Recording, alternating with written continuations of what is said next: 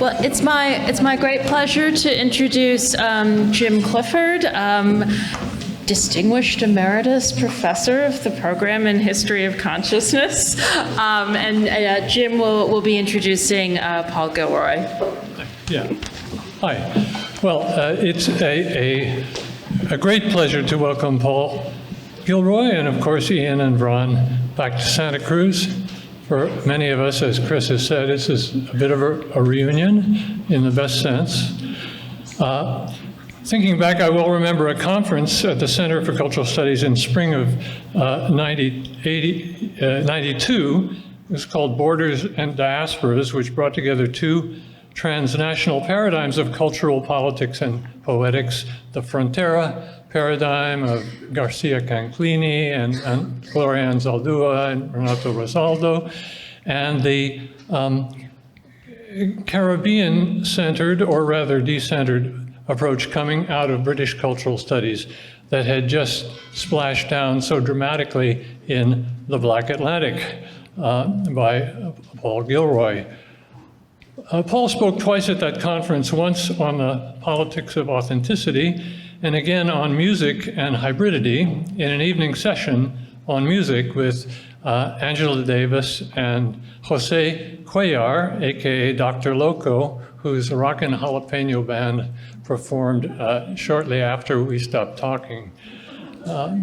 Paul's incredible range of knowledge was on display, a mind deeply versed in theory and philosophy, culture and social history, and a landscape of vernacular musics that, for me at least, was terra incognita.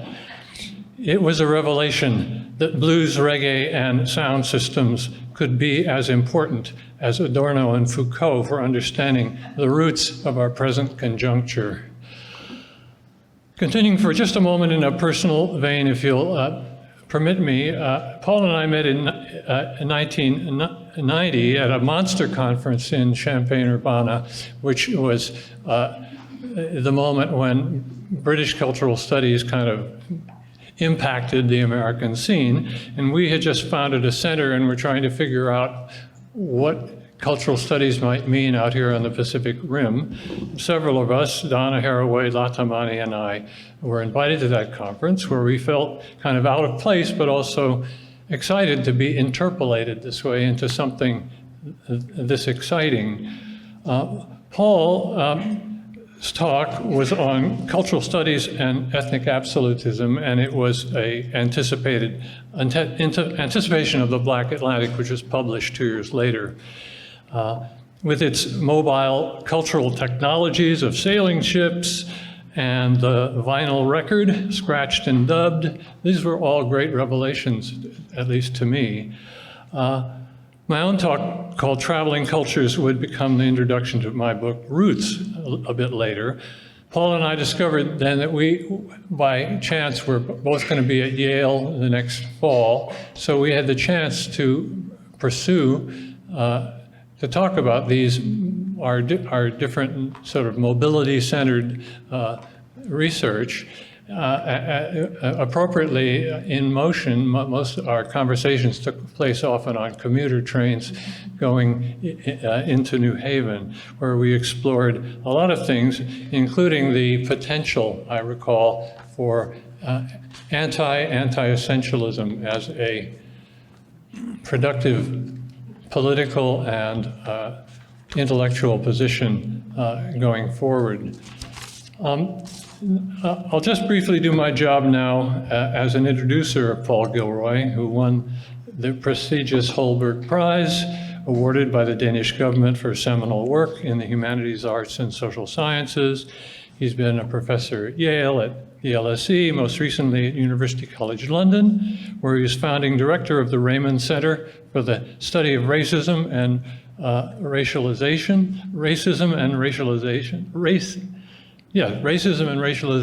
sorry. And his first book, Ain't No Black in the Union Jack, 87, along with the co-edited volume, The Empire Strikes Back, hugely significant moment, marking the arrival of racialization as a genuinely complex problematic in the Birmingham context. And of course, in Thatcherite England at the time. They're followed by the Black Atlantic, whose importance I don't think I need to belabor for you, and subsequent series of books. I'll just mention some of the titles. One, Small Acts, which many of you might not know, but I really recommend, because this is Paul writing in a short form, and he's a great essayist in the short form. That was followed by Against Race, AKA Between Camps in England. I gather, I think it was Harvard Press that forced him, in effect, to adopt a more confrontational title, whereas Between Acts much more better represents the complexity of the position that Paul was trying to sustain. Then After Empire, on melancholia and convivial culture, Darker Than Blue, the Tanner lectures, and so forth. Paul has just retired from the administrative work at UC College London. He tells me this will give him time to get back to writing. He's actually been writing, just not a lot recently, just not books. And perhaps he'll be writing in some new forms, maybe a late style. Good news anyway for all of us, so stay tuned. We have a chance now to hear some of Paul's latest thinking. Please welcome him.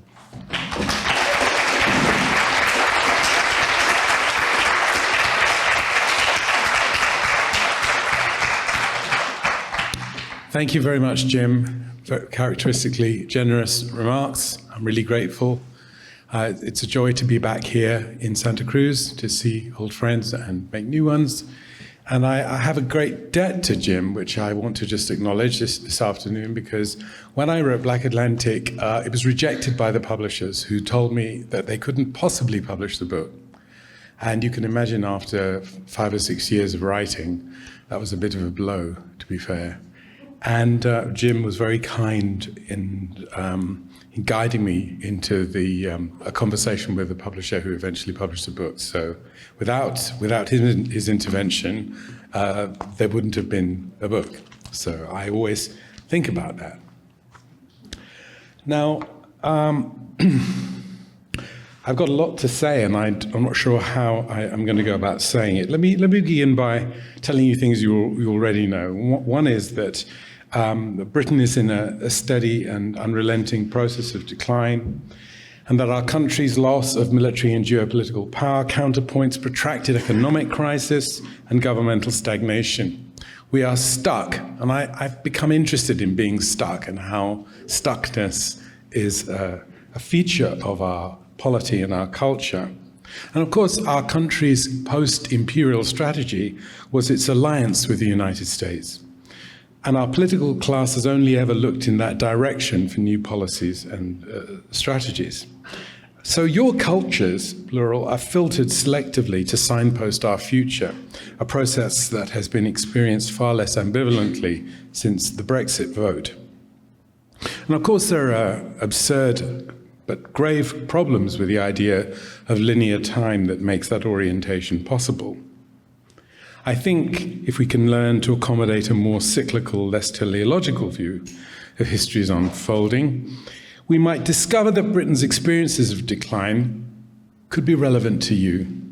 As you, how can I put it, adjust your polity to some new geopolitical, technological, and material circumstances. So my remarks this afternoon are aimed, as it were, obliquely at that possibility. And I want to just say a couple of things about the art. I have a few illustrative slides, but the ones that matter to me most are slides that are produced by someone who's an artist, but an artist outside the art world entirely. Someone who doesn't show his work, someone who distributes it online, as you can see, and who was a care worker, actually with a background in art education, who began to make these collages on his phone about, in fact, immediately after the Brexit vote had happened, as a way of trying to manage the crisis that we felt then, which is a bit like some of the things that people who didn't anticipate your election victory feel now. And I was drawn to these. I was drawn to these images very much, and I felt, in a way, actually, our cartoonists. I know that some of you will have observed the whole thing about Antel Mea's resignation from the Washington Post because she wanted to make editorial cartoons out of the Broligarchs going to genuflect to the leadership. So I'm interested in this work, and because he is our sort of, our John Hartfield, our Cruikshank, our Gilroy, our Hogarth. He's that figure for the last 10 years. And it's a very astute mode of political commentary, I find, and it's been helpful to me. So I wanted to try and use this discussion. I think some of the things that we began to talk about yesterday about whether artists are ahead or behind academics and all those kind of things, it's a bit of a no-brainer, actually, to say that artists are ahead of, if ahead it is, in fact. Okay, so that's the explanation. There's a lot I would like to say about Steve, Cold War Steve. His real name is Chris, but I won't really go into that now. I just want to note that the work has helped me to think about what's happening to us, and it's also given me, it's not comic work, but often it's really funny. And one of the things I've been trying to write about in the book I'm struggling to finish is really about the relationship between comedy and democracy. And some years ago, I had the pleasure to, I read Luisa Passerini's book on fascism and popular memory, which is a wonderful book, and it has an incredible chapter on comedy in it. And I guess I've returned to Luisa's thinking about that and the role of comedy in thinking about not just some of the tactics of the alt-right, new right, ultranationalist, etc., but also of opposition in the context of that. Whether or not satire is the right word for it, I wouldn't like to say, but I will just say that. And hopefully that will become clearer when I show some more of his images in the later parts of my presentation. Well, many national states suffer from versions of Britain's post-imperial pathology that rival but seldom surpass our version. And of course, melancholic responses to Europe's vanished imperial preeminence have made it difficult to work through the horrors of the colonial past that Ron touched on and the colonial present that Ian spoke about. And the aversion to working through, of course, can affect both the victims and the perpetrators of these crimes. And there is now, I think, plenty of traffic between those categories. I got very interested in thinking about the stuckness I mentioned earlier on, and I found Giorgio Agamben's little book on stasis, if that's familiar to people, extremely helpful, because Giorgio Agamben has this reading of stasis, and of course stasis is helpful because it carries two meanings.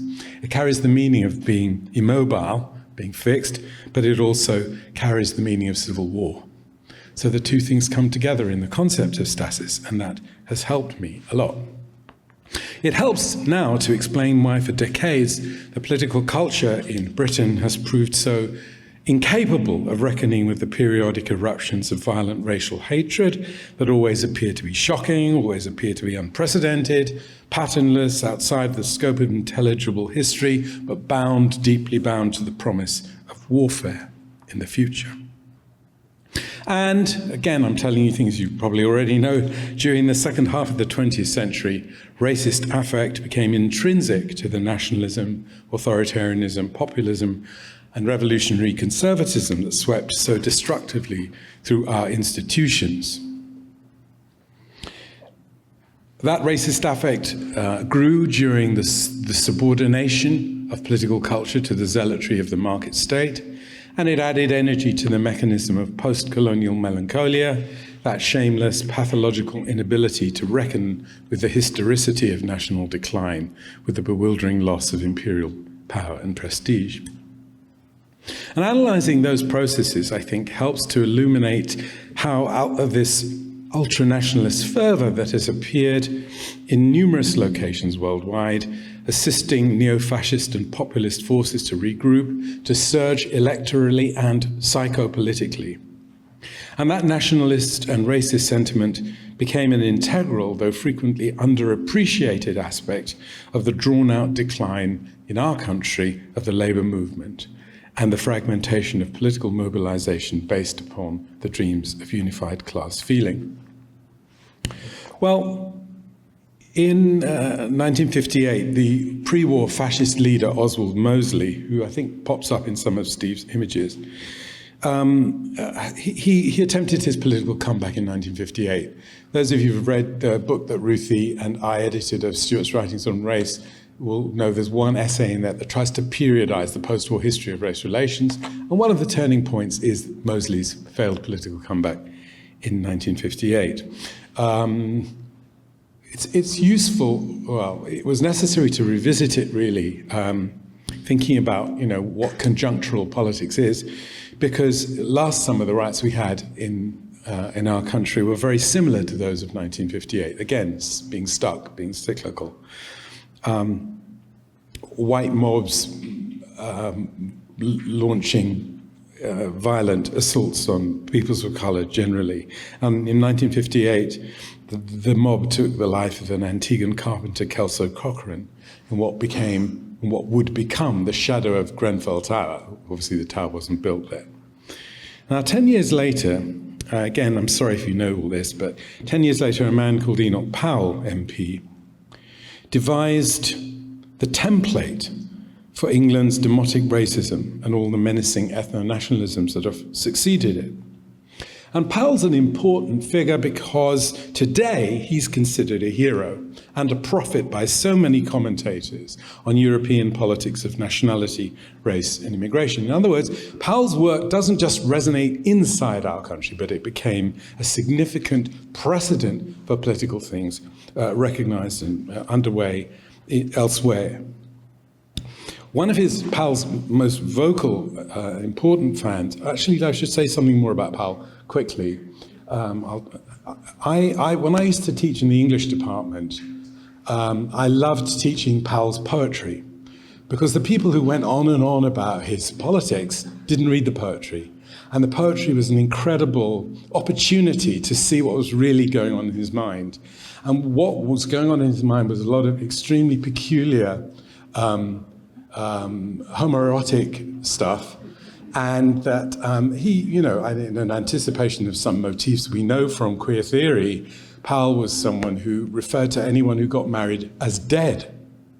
So we may find a kind of kinship with him from some unexpected directions. He said a couple of things that I think I did take on. One was that no book was so bad that you couldn't learn something from reading it. And when he went on Desert Island Discs, this BBC ritual where you talk about the music that has moved you, he chose the Prisoner's Chorus from Fidelia, which I hadn't expected him to do. Okay. Well, today, Powell is one of Powell's most vocal fans is Renan Camus. I suppose, what was he? He was a kind of gay icon writer for a while, who was the author of the great Replacement, Le Grand Remplacement in 2001, which laid the blame for Europe's looming chaos and strife at the door of globalists who had created a replaceable human stripped of ethnic or cultural specificity as part of a kind of wholesale substitution of Europeans by non-Europeans in a process he described as reverse colonization. Camus ranks Powell alongside Jean Raspail, the author of a 1973 novel called The Camp of Saints, a book matched only by the Turner Diaries, which I'm sure you've all read, as a kind of hymn to white supremacist revolution, an inspiration for neo-fascists and ultranationalists wherever they can be found.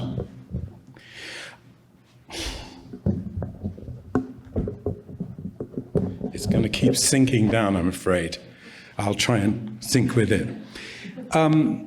I think I'll just say quickly that the role of reading fiction in their movement is a really important aspect of it. I think it's instructive. I don't know if we have novels like that. I think we used to have novels that we all read that helped us to understand our shared common experience. but I don't know that we still do. Maybe we do. Perhaps you can nominate some. I suppose Octavia Butler or something might come nearest to that. I don't know.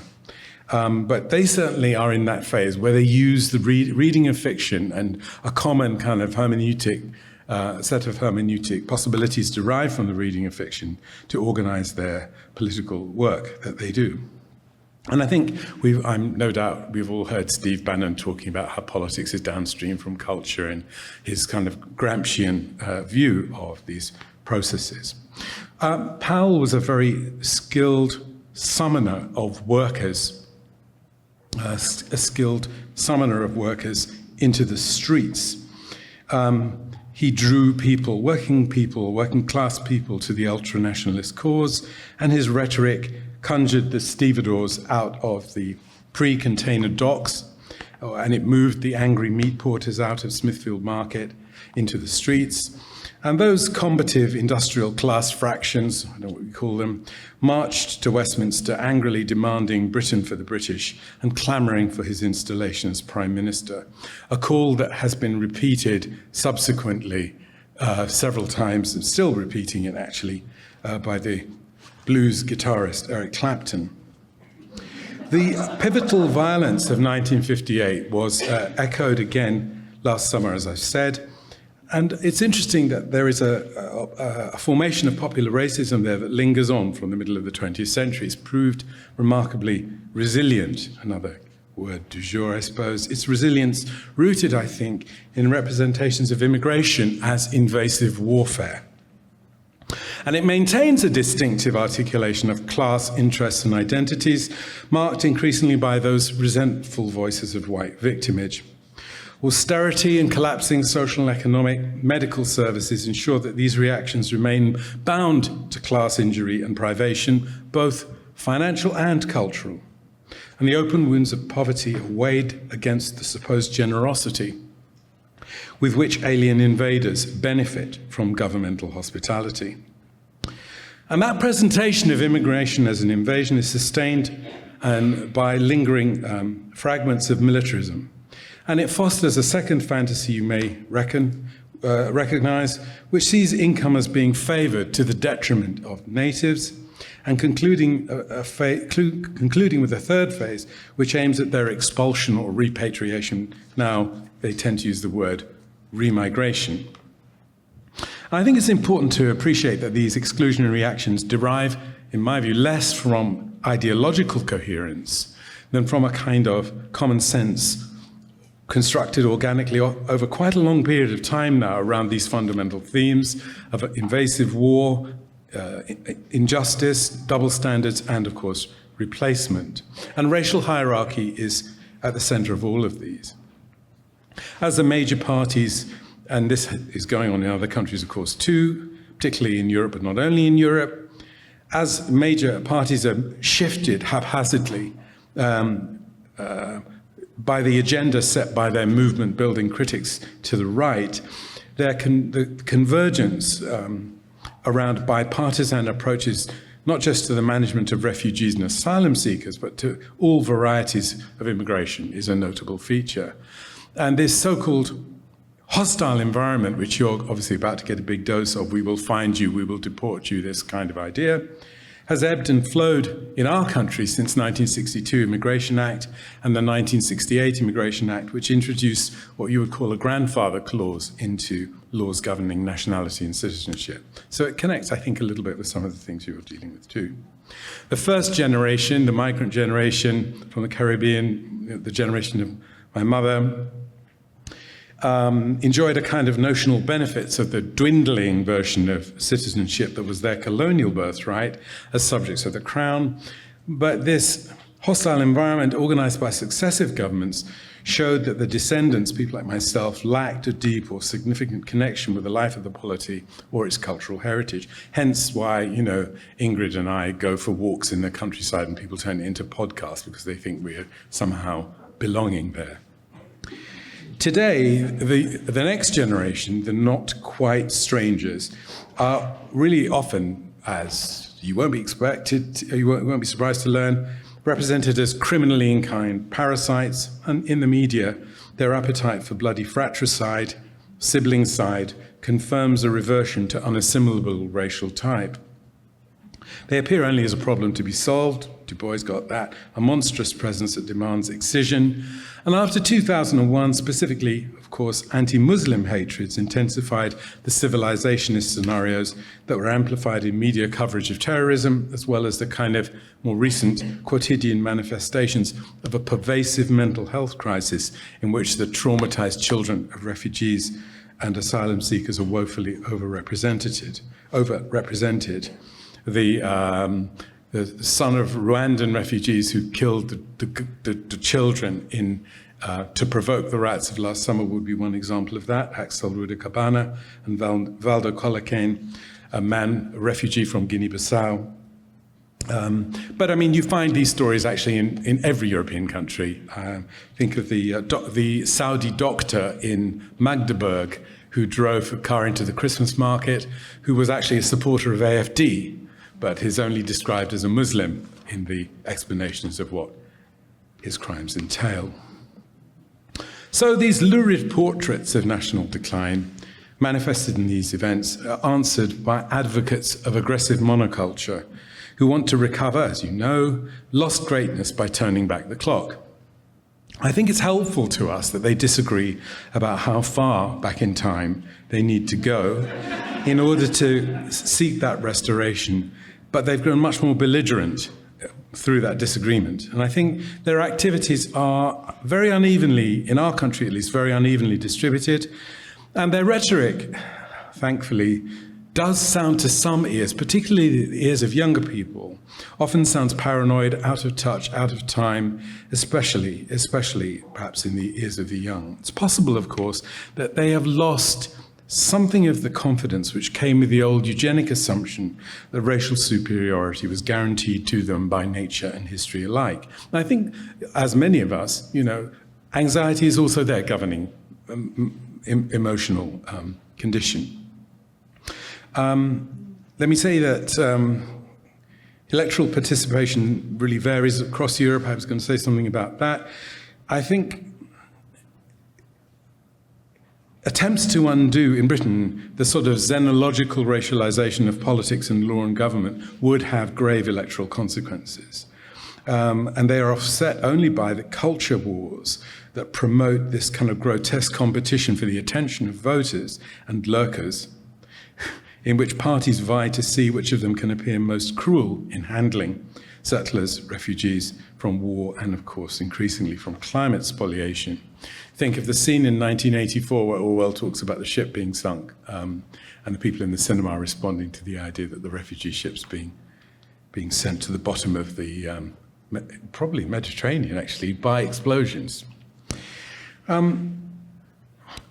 Anyway, the persistence of these inferential appeals to racial hierarchy refers our critical analysis, away from general mechanisms of ideological misrecognition. And I think the enhanced psychosocial significance of popular racism is not, we anti-racists know this, but people still keep making the same mistake, which suggests that reason and rationality alone will fix this. It's nearly 100 years, I think, since Vogelin started saying that the point of it being wrong was the point, right? So it's an incorrigible reaction, and we need to reflect on how to do that better. In this very perilous political territory, then, progress is difficult to estimate. And through the distorting lenses of racialized politics, events can appear simultaneously to be both better and worse.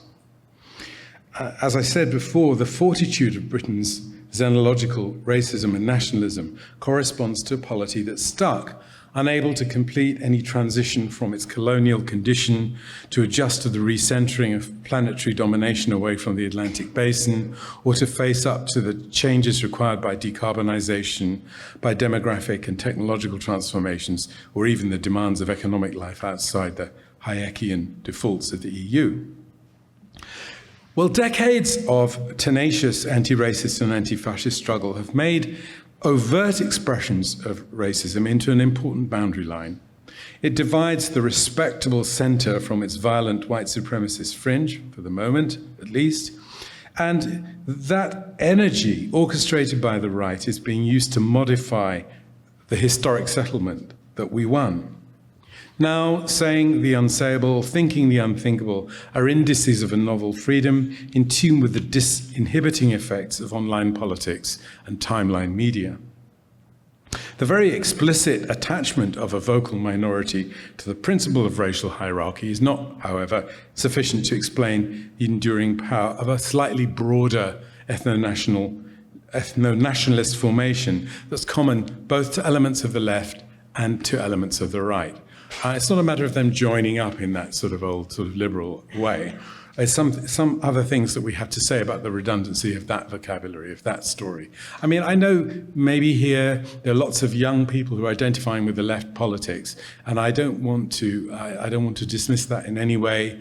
I think the work that needs to be done to translate across generational commentary about this requires a lot of trust and a lot of openness to the work of translation, in simultaneous translation in different directions. Okay.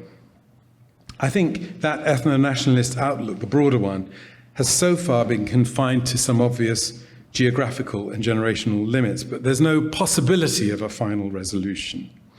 And racial nationalism has been revived, augmented, amplified by those virtual and online phenomena I spoke of. I don't know if people are familiar with Lone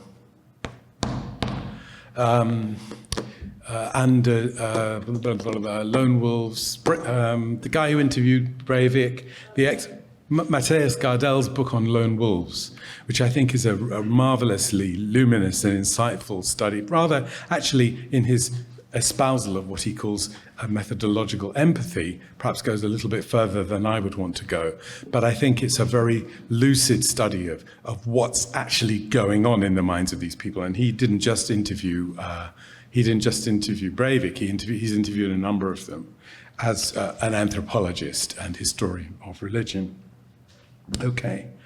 Anyway, these lone wolves, these disruptors, these influencers, these clout-seeking celebrities interact in the contested mediascape, organized and orchestrated by bots and trolls often, animated by the attention economy's new technological vectors, and adapted to the peculiarities of timeline media that administers those silent, precious hits of dopamine. I won't say anything about them, but they have to be there, I think, for a moment.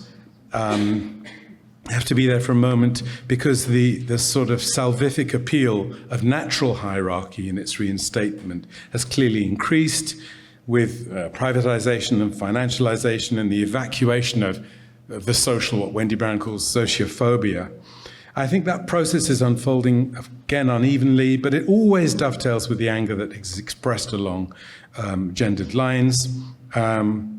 Disgruntled masculinism, finding tactics to communicate its traumas, its fragile mental health, its supposed victimization. And so we get this, parade, the Tate brothers joining up with Jordan Peterson, embracing Nigel Farage, shaping the aspiration of boys and young men making their way through virtual and actual environments saturated with pornography, characterized by growing levels of femicide and other varieties of sexual violence. And outside, I mean, there's also things to be said about the role and place of sports in this. I'm not someone, I don't watch a lot of ultimate fighting or mixed martial arts, but I think the place of those forms of agonistic activity within this package is also something that requires attention. One of my favorite old students, Richard Seymour, who's trying to analyze these attempts to beat back what they call the woke mind virus, has been looking for a new vocabulary for it, and he calls it disaster nationalism. I think that's an interesting, I mean, he's not alone, obviously there are other people who've been trying to do that. Find those concepts and bring them alive. He calls it disaster nationalism, noting that it promises to eroticize social life, not only by reviving repression, but also by liberating sexual violence, bringing disaster and death into the mix. It promises the impossible by killing the sexually nefarious and by terrorizing women and LGBTQ people into retreat, it claims to be able to restore an era of glamorous male sexual power, unquote. And his book on disaster nationalism is particularly good on these aspects in Modi's project, I think, which we don't often see as bearing a family resemblance to the other things I've been talking about. Well, talking of people who look like you, one of the unanticipated results of these contradictions is that Britain's Conservative Party is now led by Olukemi Olofunto Adegoke Badenoch, Bad Enoch, we call her, a woman of Nigerian heritage with a far-right political outlook who's preferred by the party membership to a white man with indistinguishable priorities. And her combative approach to leadership will probably draw more young blacks and other racialized minorities directly into the orbit of the Conservative Party. She is, if you don't know about her, a former software engineer, no surprises there, who attended Sussex University, the same university I went. She didn't go to Oxford and Cambridge like the rest of them do. And she boasts regularly about how she became working class for a period by working at McDonald's for a spell. She has lived in your country for an extended period, and she spoke Yoruba before she spoke English. Although she was born in our country, she went back to live in Nigeria for a bit, then she came to the US, and then she came back to England. So she's had a kind of a Black Atlantic life of sorts. And this is her speaking. Until recently, Africans came here from middle-class homes to go to university. And if we stayed around, we worked in banks. Whereas the Windrush, that's the Caribbean people, came to do working-class jobs, driving buses and nursing. In Nigeria, she says, there are more than 300 different languages. And as I say, she spoke Yoruba before she spoke English. And our history goes back thousands of years. Yes, there was a period of colonialism. This is the bit I like best. Some people came, they did some stuff, and then they left. But that is not our story. In the Caribbean, that is a profound part of their history, which creates a different mindset, of course. Well, you know, I've written about vernacular neoliberalism, and there's also a sense in which her version of conservatism resonates with older discourses of racial uplift and self-reliance, which have grown much more powerful. And I think, I suppose it makes, you know, the vernacular neoliberalism that underpins her perspective makes inequalities deep causes either intractable or inaccessible. While the cultural manifestations of inequality provide some straightforward targets for political intervention, a pattern, of course, that is recurred during the short decade between the run-up to the Brexit referendum and the rioting of last summer. That mutual articulation of racism with nationalism, xenophobia, and anti-immigration, anti-Muslim sentiment isn't just a problem for Britain. Comparable and related developments can be detected elsewhere in Europe, as in other parts of the so-called Anglosphere. Europe's new fascists and ultranationalists do not require instructions from Steve Bannon to coordinate their efforts, although they've been getting them, I understand. They debate, they synchronize, they plan, exploiting the gaps between what is said quietly in their own languages and what they will only say in English. And these ultra-right activists have become, in a sense, more cosmopolitan, more transnational than we might anticipate. They're all familiar with European and US thinkers whose texts, some of the ones I've showed you, have been translated and then circulated across their encrypted infrastructure. Camus' Great Replacement becomes a kind of universal touchstone for them. And if political actors are committed to lying tirelessly as a core component of their strategic plan, there's little that their opponents can do to force disclosure of their activities. You know, there's a lot to be said about the culture of 4chan. I think always of that sentence in Anti-Semite and Jew, where Sartre says, they delight in acting in bad faith, since they seek not to persuade by sound argument, but to intimidate and to disconcert. And of course, to make matters worse, the accusation of fascism has been made so freely that it becomes harder to substantiate because the term has been drained of meaning, and in online interaction at least, it's sometimes assumed to be abuse or banter. So this is where I think I want to turn towards Cold War Steve's work, and I'll just put a few of them up, because it seems to me how you find things that speak to and answer and respond without being, suckered into the epistemological strategy or the idea that the truth will be sufficient. I'll press a few of these and you can look at them as they go, just as a way. I know people, when you drone on for hours for so long, sometimes it's helpful to have this. So some of the characters you won't know. And actually, if I took the project and talked only about his work, some of it is so densely impacted in the deep sediment of England that it would be impossible for me to explain who these characters were. Obscure actors from the 70s, weird football managers, strange collection of people who were the advocates of Brexit and are the cynical, the complacent and complicit bystanders in the changes that are engulfing us now. I first saw a bumper sticker, a provocative bumper sticker that said, "Is it fascism yet?" During the War on Terror era, when we were living here in 2001, 2002, 2003. And I think our habituation to that question, is it fascism yet, can be helpful to try and locate the boundaries of a present conjuncture in which we're obliged to ask that question, pursue that line of inquiry as more than a joke. It's interesting, no one was laughing when I said that now. That's good, because when I mentioned that bumper sticker before, people usually giggled.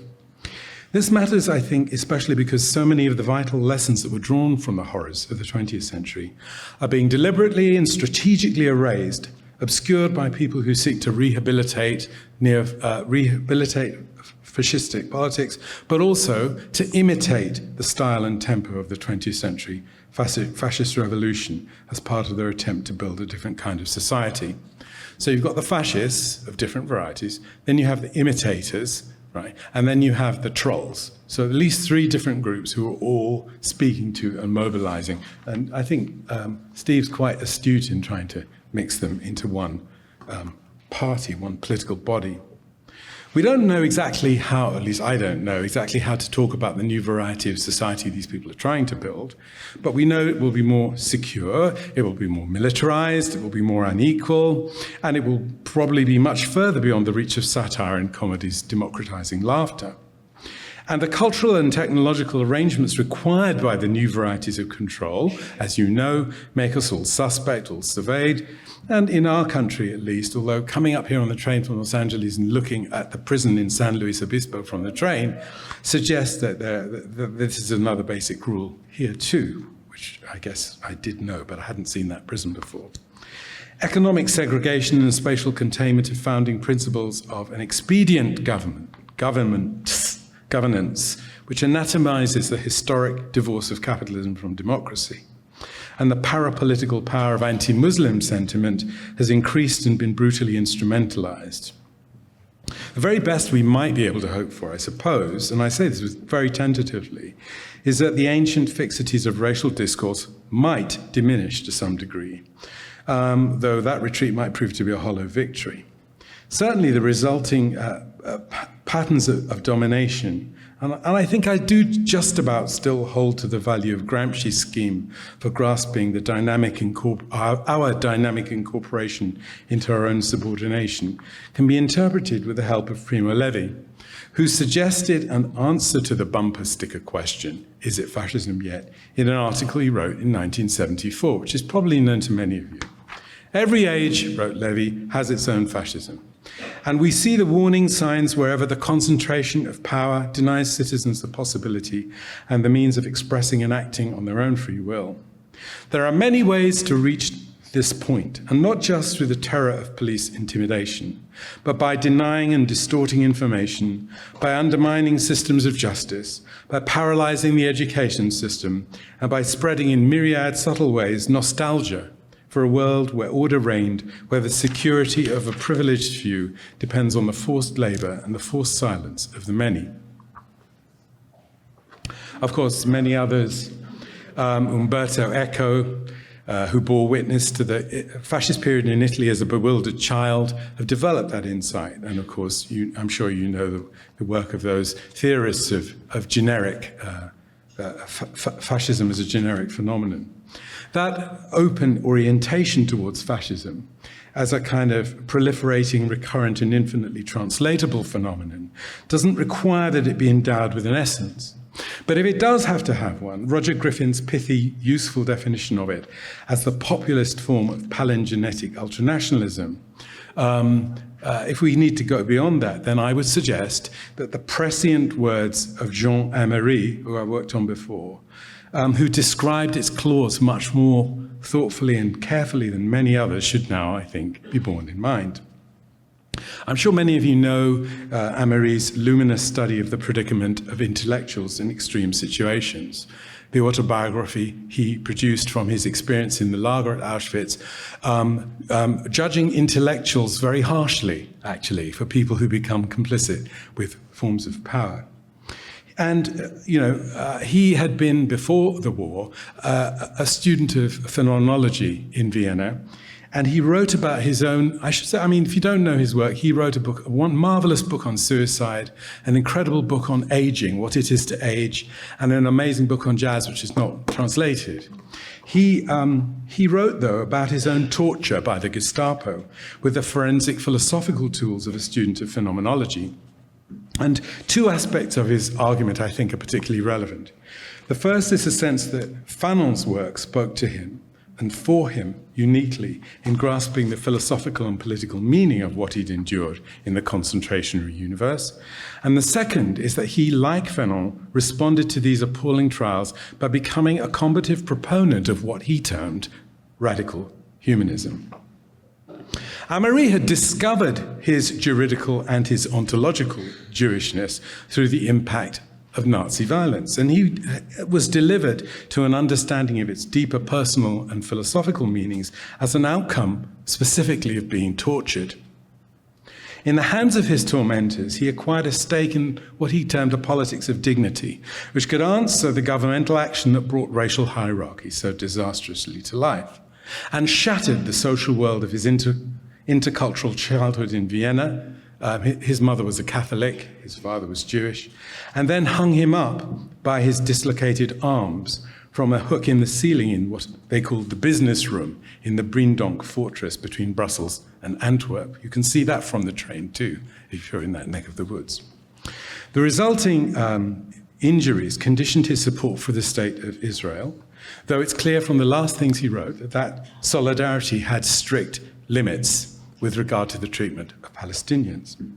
It was also intertwined both with his politics of personal authenticity and with his appropriation of Fanon's view of the reparative and healing effects of counter-violence for individuals who suffered systematic brutality.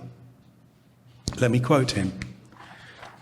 "I was raised with the chain until I hung about a meter over the floor. In such a position, or rather when hanging this way, with your hands behind your back, for a short time, you can hold at a half oblique through muscular force. During these few minutes when you're already expending your utmost strength, when sweat has already appeared on your forehead and lips, and you're breathing in gasps, you will not answer any questions. Accomplices, addresses, meeting places, you hardly hear it.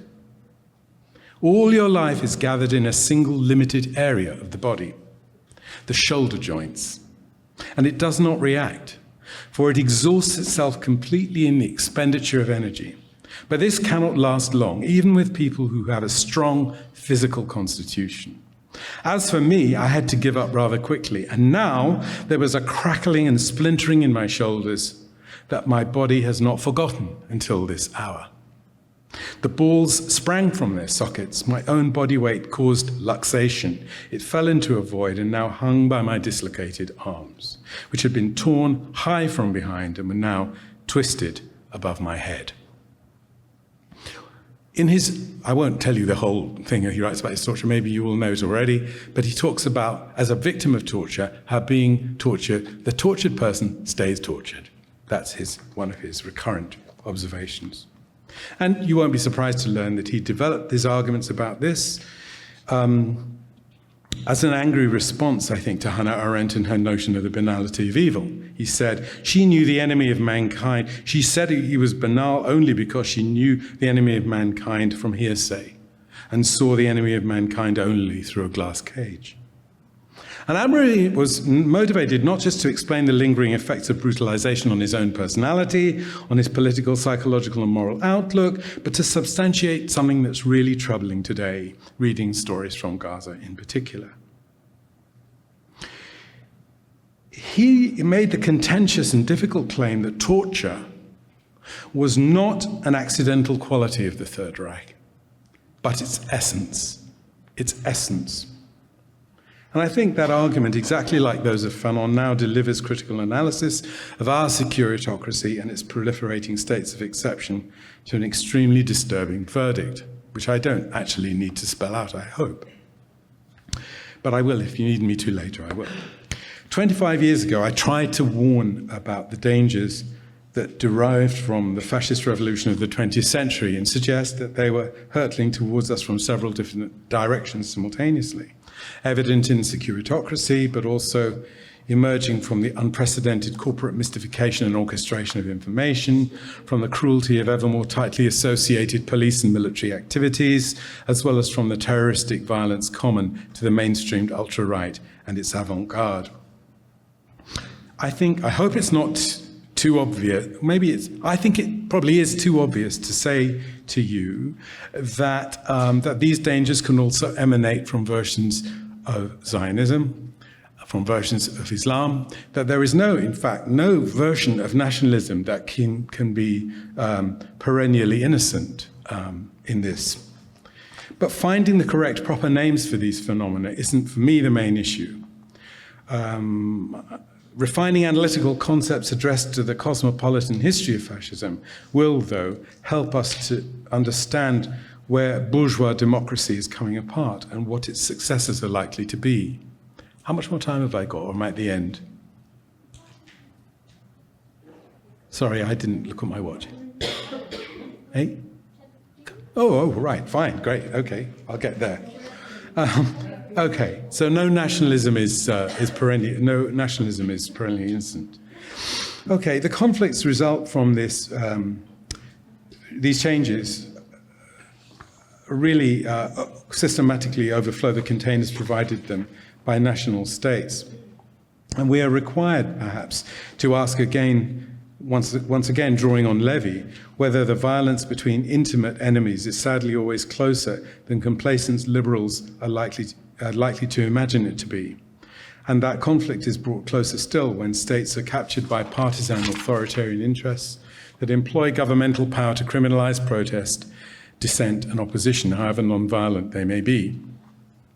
You know, in South Africa, during the period of the state capture by the Hinduja brothers, the arguments there were being made and elaborated that the overdeveloped countries that like this one, are kind of evolving towards the global south in complicated. And I think there's some interesting illustrations of that that underpin the argument I'm making as I move to my conclusion. At the same time, settled procedures and conventions are being overthrown by institutionalized mendacity, by algorithmic mystification and tightly regulated official media, as well as the disruptive actions of the mobs that they orchestrate. And of course, the collapse of truth and trust and probity are other obvious features of this transformation. Elections, voting, and other plebiscites are assailed by technological interventions that have actually created new modes of power and control. The resulting media ecosystems surpass the familiar world of channels and platforms, Erasing lines between information, advertising, and entertainment is complete. And that this novel arrangement has fostered the success of charismatic actors whose command of political theatre is more compelling than any patient exercise of expertise or informed legislative judgment could ever be. And of course, the critics of these processes really lag behind their inventors. And I think that's particularly true. I don't know. When you could get at the API from the social media companies, you could sort of begin to make a heuristic account of how this worked as a media ecosystem. I don't know how you get that. Well, you can't get that information any longer, and I think that certainly has been a problem for me. Of course, this year of elections has demonstrated that the systematic manufacture. Well, let's have another picture. There we go. This year of elections has demonstrated that the systematic manufacture and mobilization of ignorance is as routine now as the profligate disengagement from facts and the amplification of feelings that accompanies it.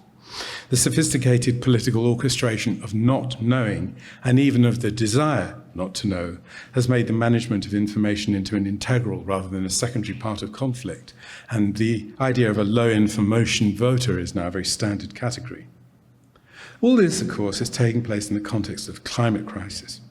The capacity to establish basic facts has evaporated, and they're washed away by contradictory and tendentious opinion or simply dismissed as fake news. Politics reappears principally as a series of juridical disputes, and the burden of justification slips away from Earth's exploiters and falls on its would-be protectors. You know, I think I'll just try and talk to the end. We were really, we started living in a more rural area, and we were very struck by how the people who are campaigning against immigration and campaigning against immigration, campaigning to be harsh and brutal, were also the people who were complaining about the vaccine and the pandemic, and were also the people who were saying that the climate crisis was a scam. So to begin to see how these different interests and movements, how they move, yes, there is a kind of nascent movement, I think. I don't know if it will emerge as a fully self-conscious thing.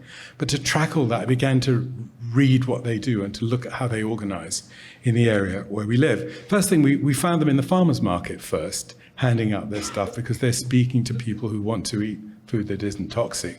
And this is not, you know, this is an interesting subculture. Of course, wellness is a big part of all of this. And, you know, McKinsey just did that report on wellness, which says it's I think it's $12 billion industry now. So there's quite a lot of money in wellness that's part of this. So to try to think not just about denial, but about denialism as a formation, that's really what this part I'm not going to read was really about. Okay. We're left then with the question of why these expressions of resentment, of victimization, of loss, of class, and gendered injury should repeatedly manifest in the vengeful forms of xenophobic race talk, white supremacist anxiety, and belligerent nationalism. In other words, we have to ponder why the questions of race and nation retain their special power to mobilize and motivate. And I want to submit that the recurrence of that hateful race talk is now, in some fundamental way, wired into the volatile conditions created by apprehension of the climate crisis and displaced into the failures of the national state, where ultranationalism affords only a temporary salvific or consolatory force. As Ian pointed out earlier on, and I really agreed with him when he said this, the analytical language that we require to comprehend and to act on these dislocated connections is really lacking. And the scale of our current problems defies conceptualization. Here there's really a bit about war and overdevelopment and our implication within the climate crisis. And I was talking really about here as I come to my conclusion, the United States and its allies like the UK being the primary agents of climate despoliation through military activity as much. I know there are other countries with higher emissions, but the military side of it we're very much responsible for. I think the historical resources upon which the machinery of industrial death routinely feeds are furnished by that global arms industry and directed at the detritus of Europe's empires. For example, Britain's empire and its incomplete decolonization in Palestine, in Iraq, in Afghanistan, in Kenya, and elsewhere. This is less, of course, a clash of civilizations than a restatement of imperial interests in the resources, energy, rare earths, and minerals. In these conditions, those of us who live inside the citadels of overdevelopment acquire a number of additional responsibilities. We have to seek a political settlement disabused of the delusory notions of linear progress and unrelenting growth that maintain the monotheistic religion of capitalism. And we have to find ways to bring those possibilities closer without appearing disinterested in the intensification of inequality and injustice in our own immediate circumstances, however unsustainable and imperiled we know them to be. Thanks very much.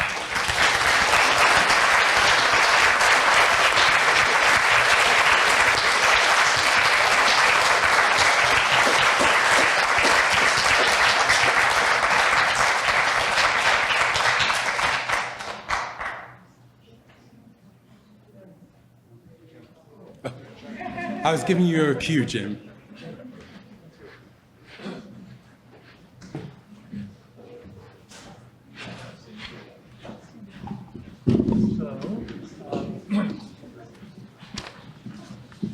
Questions? Let's see. Is this working? Good. Hi, thank you so much for this really illuminating and powerful account yes, we will be learning from the UK as we're facing what we're facing. I wanted to come back to the kind of the recursive quality of replacement fantasies that you talked about at the beginning, because of course it's a reminder that, that came up with the Jews will not replace us, that there's a whole anti-Semitic rhetoric of, but that also, there's also colonial rhetoric of swarms and invasions that's being reactivated right now, which kind of shows us the imbrication of, anti-Semitic, anti-Muslim, anti-Black logics that in fact that refuses the exceptionalism of the Holocaust and begs for a multi-directional interconnective memory. You said that reason can't fix this, right? These fears, these phantasms, and I guess I was wondering, and so it sounds as though, and so caricature and comic or satire gives us the critical imagination to try to make sense of it or to diagnose it. And so I guess one thing that I've been struggling with, specifically in the context of Great Replacement, but also in general under this kind of authoritarian imaginary that we're inhabiting, is what kind of affirmative imagination can we produce at this moment, or are we kind of locked into a critique or just mere survival? Well, that's a nice small question to get the ball rolling. I mean, what can I say in answer to that? I think I want to speak as an anti-racist first, because most of my life's work has been poured away on that. And I will say that anti-racists have been very good at critiquing things for much of the time, but absolutely useless at saying what we want the world to look like and finding an alternative to the sort of fascistic jouissance which we have to kind of compete with in the media ecology I spoke of. So I think, to try to speak in a more open, in a more honest way about the world we want, actually. And, I think scholastic work has begun to revive some ancient questions, I think, of my dear friend and colleague Achille Mbembe here particularly. Who is my neighbor? Is there anything so precious that it isn't immune to sacrifice? There's a lot in those questions. I mean, I'm not a Christian, but I think there are the version of humanism that I aspire to is kind of irenological, and it is planetary, and it is reparative. And, you know, the last time I saw you, we were in South Africa. I can't remember if Pumla came to speak there. Did she come to speak? She did. And I think I've been really guided in recent years, really, by the work of Pumla Gobodo-Madikizela and the work that she's done, not only as an academic psychologist or in the Truth Commission, but one of the things that Pumla has done is to build what she calls reparative varieties of humanism on the practical political work involved in, I don't know if, I don't have the vocabulary, I don't quite know, she doesn't speak about reconciliation in her own practice, but I was thinking of the work she did, for example, with the mothers of children murdered by the apartheid state and its secret police squads, the death squads. And in bringing those women together to speak to the men who murdered their children as a sort of academic and community project in social psychology and politics, in morality, she generates versions of reparative humanism from that. And she's done similar work, I think, with people who've committed revolting and horrible crimes in their communities and been sent away to be incarcerated for lengthy periods and then wish to return to those communities. And so negotiating the terms on which they might reappear in those communities is a delicate business. And she calls this reparative humanism. Now, in working with the mothers, I mean, maybe you know this already, these women were isiXhosa speakers, and they used the language of the umbilical cord to describe the feelings that they developed for the men who had murdered their children, with the implication being that in some sense, these killers was, I won't say, I don't want to say substitute. Ian said earlier, in the region of, he was talking about getting close, proximate, that somehow psychosocially, emotionally, psychologically, these men became proximate to the children who'd been lost, the children that these men had slaughtered. And she calls this the language of Inimba, which is the isiXhosa word for the umbilical cord. So I think, you know, there are lots of places, you know, where people configure their understanding of the world they want to bring alive through categories that don't coincide with the rinsed out vocabulary of the, you know, post-New Left academics, you know. So let's be braver about what we really want the world to be.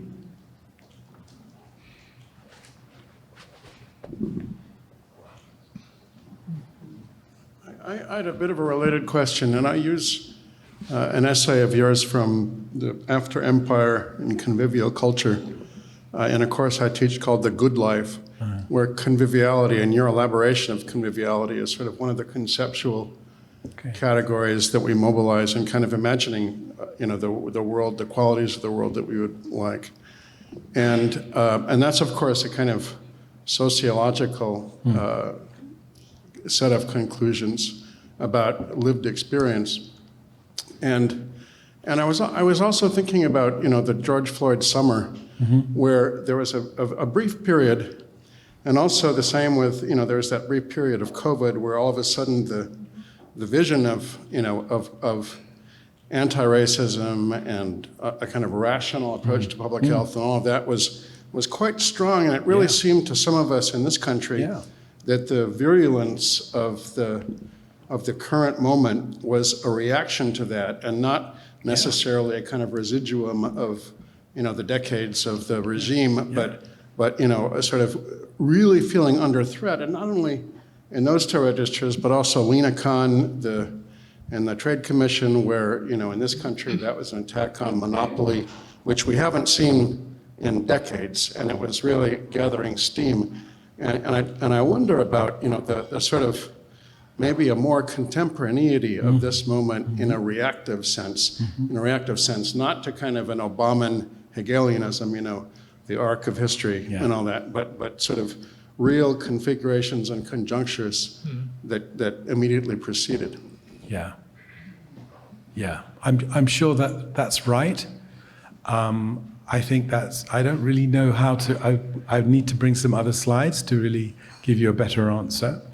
But in my prostate cancer clinic, I met a photographer who set about documenting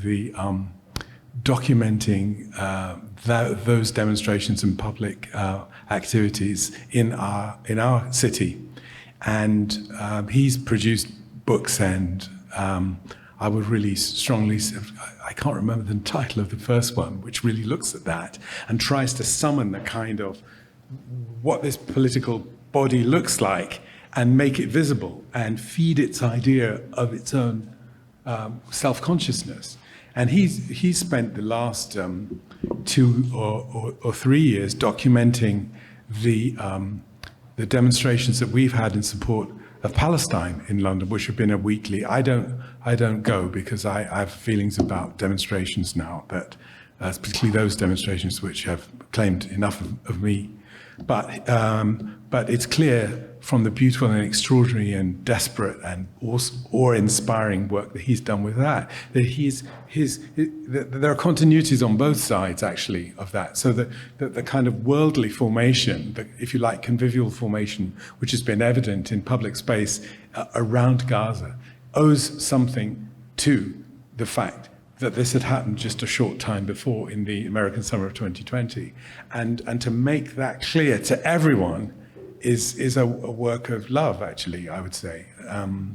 So I think we can find ways of imaging this so that it has a more adhesive character, so that it doesn't just, as we know so much from online motivation, appear and then disappear. There's an incredible rush of excitement, and the tools of organizing produce that eruption, but then in a disappointingly short period, it evaporates, and we're left scratching our heads about where it went. So I think there are ways of documenting that. I know documentary has a very bad name locally, but actually maybe we need to document those things again in a new spirit, you know? Yes, thank you for your talk. James Gordon Williams, Music Department, Composition Faculty. Yeah, I was struck by what you said in your talk regarding the relationship of artistic practice to academics. And for the last several years, I've been studying Ubuntu thought and the way that certain theorists have used Ubuntu as a way to depart from the discourse you were talking about. Yeah. There's dense pedagogy that's used. I'm interested in terms of spontaneous composition, notated composition, and so on and so forth. So I wonder if you could share how this other space of artistic practice could be a model for you to not get caught up in the typical quotidian tensions of those typical critiques. What has inspired you about, for example, music making as a way of being attracted to different models of engaging with these questions? Thank you. Well, obviously, I didn't talk about that at all because I felt Ian had done that yesterday. And the idea of what that, we talk about summoning the world we want and how it's summoned. And maybe if we're summoning it with words, it has one sort of character. And if we're summoning it with images, it has a second character. And if we're summoning it with sound, then it has a different phenomenology, a different architecture, a different affective structure. And what that world sounds like as it approaches, or, Ernst Bloch, you hear it coming around the corner, but you don't actually see it. You apprehend it in different ways. So I think music, obviously, in my own life and my own writing life, particularly in the last few years when I haven't published any academic books, writing about music and being involved with musical projects is a very important part of that. And, I hadn't planned to talk about this, but, I worked with Steve McQueen on this bass project. I don't know if you heard about the bass project. There's a book actually about it. He wanted to create an environment in which it's a bit Ellisonian, but not in the way you would anticipate. He wanted to create a visual environment or a phenomenological environment in which every frequency of light was apparent to the person who occupied it. And I think the visible frequencies of light rotate on something like a 6-hour cycle. And then he got Marcus Miller, Michel Ndegeocello, Aston family man Barrett's son, who's also a bass player, and now I'm a bit jet lagged, so I can't remember the other names, African-American woman who's a classical double bassist, and a Ngoni player from West Africa to improvise together for a couple of days in this environment and then put the sonic aspects of this together. I think if you look for the Steve McQueen bass, you'll find the reviews that were in your media about it. And yeah, I mean, I've, casually in the work I've done with Isaac over the years or in other settings, working with artists, referred to the dub aesthetic, a dub aesthetic. And it seems to me that bass, that low frequency, the phenomenology of low frequency life, of low end cymatics, is something that's really instantiated in that project. And I think obviously there are questions about bass frequencies that are very important to this, not just because of the history of the musics and how they developed, but because of the effects of low frequency sound, below 30 hertz or whatever on the body and other things like that. So I think it's not just a matter of hearing Roy Ayers or something, bees and things and flowers or whatever it is, of hearing Roy. It's a matter of feeling that. And the tradition of reflecting on how one listens to music with more than one's ears, goes back over a century in African American literature and culture. So I think that there are precedents for this too, that we can somehow revive if we don't make what sometimes people call the black radical tradition too sort of sclerotic, too much bound up with the kind of, disciplinary voice that attends the writing of African history, actually, which is mostly a kind of a disappointment, I've been pushed by Chris to say something, and so on these various questions, I think they're also pushing us to try and think about what we mean by critical language, and that's the very nature of this meeting this afternoon. Sorry. You turned it into the plenary and you came up Yeah, here. okay. Is that it? I'll speak. 2 seconds.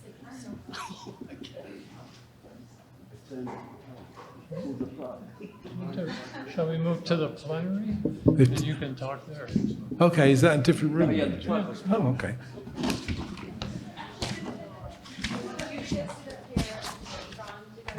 Just in case there are any questions. Yeah. Okay. Test. There you go. Okay. You can walk as you talk. I walk as a talk. Okay. Well.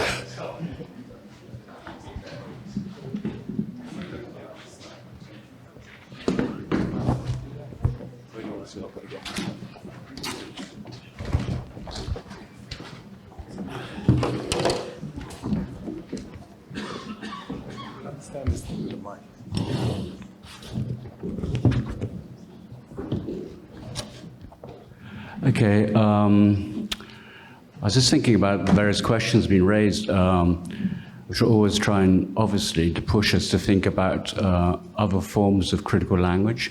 And this in the light also, this was put together by Isaac Julian and Mark Nash. So it was also about a question about thinking with the arts in the last two questions, or raising these questions. And I think it's important to recognize our language. The language you use in this sort of space has been occupied. It's been occupied by authority, by authoritarianism. It's the understanding that language is supposedly transparent, and we're trying to muddy that and insist on the opacity of language. But I think it's important to begin to recognize that rationality is not the only form of reason. Rationality is not the only form of reason. So what I was going to ask Paul to talk about a bit more was, given his work, both as an intellectual but also as an everyday person who practices music, to think about how musics, and he was hinting at this already, talking about dub or the mix or the cut, how musics are proposing, in a way, an idea about heterotopia, not utopia, heterotopia. So about how elements that actually already are in circulation, politically, culturally, historically, can be, need to be, and they are being cut and assembled in a way, and we hear this in musics and subcultures, etc., which are proposing another form of being today. So heterotopic and not utopic. And I think it's important to think that we, as academics, intellectuals, listen up and begin to shift, I was saying this a bit yesterday, from an idea of a politics of representation, that we can represent, rationally repropose the world, to a politics of registration, which means registrating our ignorance, the holes in language, the holes in what we understand, the holes in our discourse, and also recognizing the way we tend to operate with discursive regimes, which are also forms of power. So recognize the limits of that. And I think what Paul was talking about, and Cold War Steve is inviting us to do, is to think about that. So it's not simply an ongoing process. I think it's a deep-seated interrogation of the institution of academia and what we call intellectual work and its limits, operating from within the heartlands of the existing hegemony. So perhaps you could say. I hate it when everyone agrees in these situations. And so I mean, I don't know that I'm completely convinced about the heterotopic here. I think I might be a residual utopian in some aspects, more than Ian. So he's flushing out that bird from the bush, as it were. And I suppose I think from the point of view of music, and I'm sure there are many people here musicians who know this already, it's really about cultivating a particular kind of attentiveness. The question about music that came earlier on was about improvise. You spoke about musical improvising, and as long as you're not improvising on your own, the radical form of attention to the things that people are around you, your collaborators and others who may be, even if they are in more passive roles, are actually collaborating too, in a different degree perhaps, to be sufficiently attentive to all of that. These things are, I think, things that one can learn. One can learn attentiveness, a radical attentiveness. One can cultivate a kind of rapport with that layer of information and creativity. So I think as teachers, it seems to me how one begins to cultivate. I mean, I don't teach. I've just stopped teaching in end of December, so I don't know about this. And I think dealing with the phone issue and getting people to abandon or negotiate their experiences of addiction to those forms of technology is also part of that story, because you can teach that technology and talk about the monetization of attention and all of these things, and still be in a room full of students who want to read books on their phones and who are deeply addicted, and so one, in a way, one has to find a kind of I would say utopic repertoire that enables us to cut into that conversation. And I think it was easier to see what that might have entailed in the period before before internet life. And there are some quite interesting examples of that we can pull out of the 20th century. But I'm not so, maybe I just don't know where to look now. And maybe that's another factor, because knowing where to get information, how to get information, how to act on the information you need, all of these things have become, although we were promised a technological environment in which that information was going to be easily accessible, has become harder and more difficult. So I think, in all humility, I don't really know the answer to that, but I do suspect that cultivating a kind of radical attentiveness to the world and a deceleration, are sort of obvious preliminary steps one can begin to explore. You've got your own as well. We'll share. Yes, I think.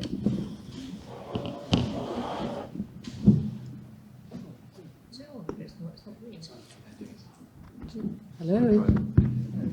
Yeah, I think I've for a long time been guided by the principles of bearing witness, being accountable to all forms of injustice, and now I'm thinking I've been more involved in the politics of peace and anti-militarism in the last 20 years. I think what I'm thinking is actually ideas like denial and refusal have become more important. So the concept of denial is particularly important at the moment. How do we live knowing that our governments, people who are in power in our countries, are engaging in genocide, for example? How do we live every day knowing these things are happening? How do we live with a sense of a collective denial of things happening in our name? Not just war, but other forms of incredible cruelty and injustice. And then there's a quality of refusal. I mean, I haven't taught for about 5 years. So I'm not so kind of caught up in languages used in academia, but more in a sense of how do we speak to each other across other kinds of differences. So we listened to the story of Bartleby the other day, and it's quite extraordinary, the power of saying, I prefer not to. And it's sort of, I think that we should refuse to do more things, wherever it takes us, actually. Yeah, sure. We can refuse to go.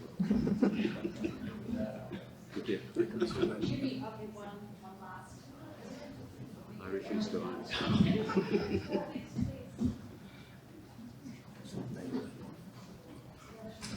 Thank you for the talk. I had a question for Professor Gilroy.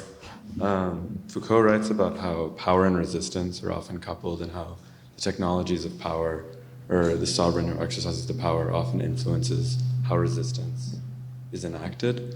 And so you discussed a lot about how nationalism takes shape when the sovereign exercises it. But I was wondering if you could maybe speak a bit about maybe the effectiveness or lack thereof of nationalism among resistances. You spoke about Palestine, where nationalism is an important aspect of the resistance, the Kurdish problem. Nationalism is also important there.